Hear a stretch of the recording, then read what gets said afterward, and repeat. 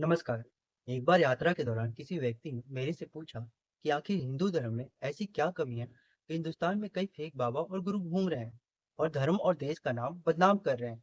उस वक्त मेरे पास वैसा कोई ठोस जवाब नहीं था कि मैं उनको आंसर कर सकूं। पर जब मैंने थोड़ी छानबीन अपने धर्म ग्रंथों में की तो कई ऐसे रेफरेंस मिले जिनसे पता चलता है कि सनातन कुछ महान ऋषियों की देन है और इस वजह से सनातन में ऋषियों का बड़ा सम्मान किया जाता है। उनसे लोगों की आस्था जुड़ी होती है। इसी का फायदा उठाकर कुछ लोग बस ढोंग रचाकर बैठे हैं। उनका धर्म या इस संस्कृति से कोई खास लेना देना नहीं है। उन्होंने बस धर्म का चोला इसलिए ओढ़ लिया है ताकि कोई उन पे उंगली उठाए तो धर्म का ओट लेके खड़े हो जाए। परंतु इन्हीं धर्म ग्रंथों में ऐसे फेक गुरुओं को कैसे पहचाना जाए, इस बारे में भी उल्लेख किया गया है। तो आइए इस पे नजर डालते हैं। नंबर वन, वेशभूषा। आजकल समाज में बहुत सारे ऐसे लोग हैं जो ऋषियों के जैसा वेशभूषा धारण करके सौ सोची सनातनी गुरु बन गए। इस वेशभूषा के बारे में महर्षि वेद व्यास जी ने श्रीमद् भागवत में अध्याय 12 कलयुग की निशानियों में हमें पहले ही सचेत कर गए हैं कि कलयुग में व्यक्ति की आध्यात्मिक पहचान उसकी वेशभूषा देखकर की जाएगी। और हो भी वही रहा है कि आज लोग सन्यासी होते नहीं हैं और सन्यासियों के जैसा वेशभूषा धारण कर लेते हैं, जबकि शास्त्रों में कई ऐसी घटनाओं का जिक्र किया गया है जिससे हमें सीख लेना चाहिए। रावण ने भी सन्यासी का वेशभूषा बनाकर ही माता सीता को छला था।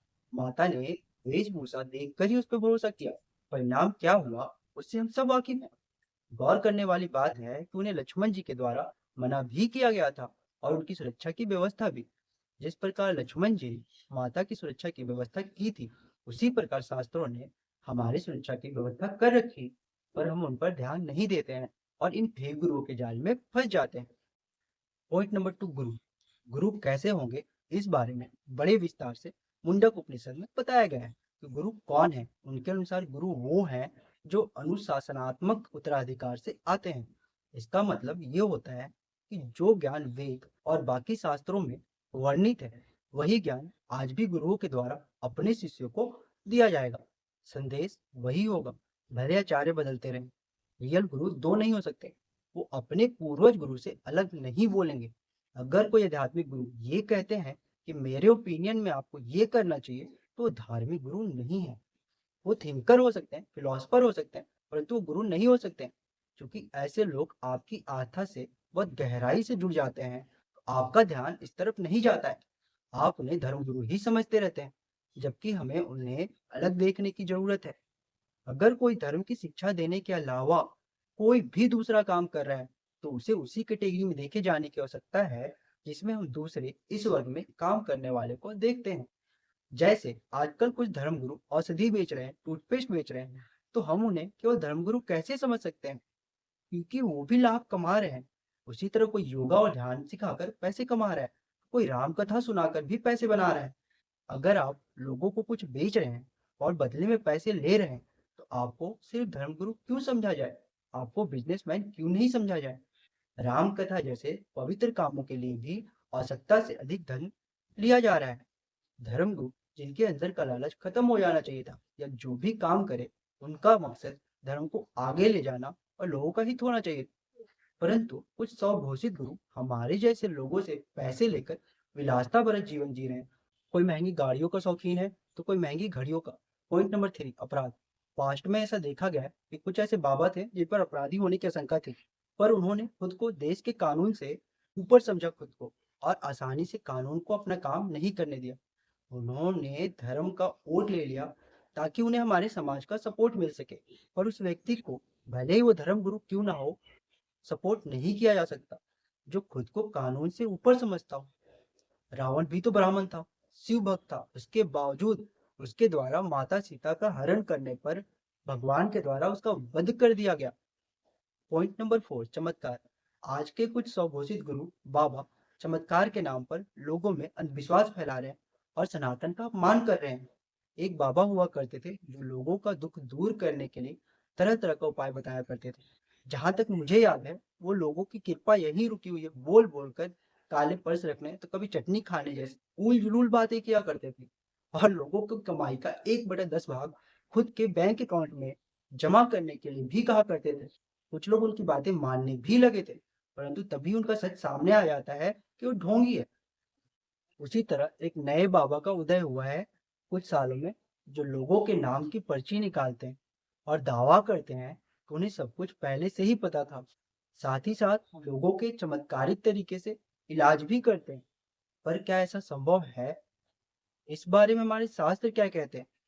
हमारे ज्योतिष विज्ञान के माध्यम से ग्रहों और नक्षत्रों की गणना करके लोगों के भविष्य का अनुमान लगाया जाता रहा है, पर वहां भी 100% दावा नहीं करते कि ऐसा ही होगा। भगवान श्री कृष्ण ने गीता में कर्म को प्रधानता दी है और बताया है कि आपके वश में सिर्फ और सिर्फ कर्म करना है। आप इसका फल क्या होगा डिसाइड नहीं कर सकते, पर हमारे कर्म ही हमारा फ्यूचर डिसाइड करते हैं। सती सावित्री की कहानी तो आपने सुनी ही होगी। उनके कर्मों का ही फल था कि यम को भी उनके पति के प्राण वापस करने पड़े थे। इसका मतलब ये होता है कि भाग्य में क्या लिखा है कोई नहीं जानता। हमारे कर्म ही हमारे भाग्य का निर्माण करते हैं। उसी प्रकार कभी भी वेदों ने लोगों का उपचार चमत्कारों से नहीं किया। अगर यही करना होता तो अथर्ववेद की रचना ही क्यों की गई होती? अथर्ववेद में औषधियों के बारे में जानकारी दी गई है। तो इस प्रकार के अंधविश्वास फैलाना, लोगों की सेहत और विश्वास के साथ खिलवाड़ करना, वो भी धर्म का हाल लेके, कितना सही है? ऐसा नहीं है कि कोई व्यक्ति फ्यूचर प्रेडिक्ट नहीं कर सकता या माइंड रीड नहीं कर सकता। कई ऐसे लोग हुए हैं पास्ट में जो ऐसा कर पाने में सक्षम थे, या आज भी कुछ ऐसे लोग होंगे जो ऐसा कर पाने में सक्षम हों, पर उनके इस क्लेम की जांच तो होनी चाहिए ना। ऐसे ही एक व्यक्ति थे वोल्फ मेसिंग, जिनके अंदर ये क्षमता थी कि वो फ्यूचर प्रेडिक्ट कर सकते थे। माइंड रीड करने में भी वो काफी अच्छे थे और लोगों को सम्मोहित तक कर लेते थे। पर जब इस बात का पता स्टेलिन को चला तो उन्होंने खुद उनका टेस्ट लिया था। वो हर टेस्ट में खरे उतरे। आपको ये जानना चाहिए कि रसिया एक कम्युनिस्ट देश था। वहां ऐसे लोगों को जो अंधविश्वास फैलाते हैं, उन्हें मौत के घाट उतार दिया जाता था। ऐसे में उन्होंने खुद को प्रूव किया। पर हमारे यहाँ एक बाबा खुद को प्रूव करना तो दूर, अगर ऐसी बात करो तो आपको ये कह देंगे कि आप धर्म के खिलाफ हैं। जो बाबा पर्ची निकालने के लिए फेमस हो रहे हैं, उन्हें एक संस्था ने जो समाज से अंधविश्वास मिटाने के लिए काम करती है, उन्होंने इनवाइट किया था कि आप हमारे यहाँ आइए और अपनी कैपेबिलिटी पूरी दुनिया को दिखाइए ताकि लोग आपका सच जान सके। परंतु उन्होंने वहां जाने से इनकार कर दिया। ऐसे में कोई उनकी क्षमताओं पर कैसे विश्वास करे? इसके बावजूद वो भोले भाले लोगों को गुमराह करके अपना धंधा चला रहे हैं, क्योंकि उन्हें कुछ ऐसे लोगों का समर्थन प्राप्त है जो पावरफुल लोग हैं।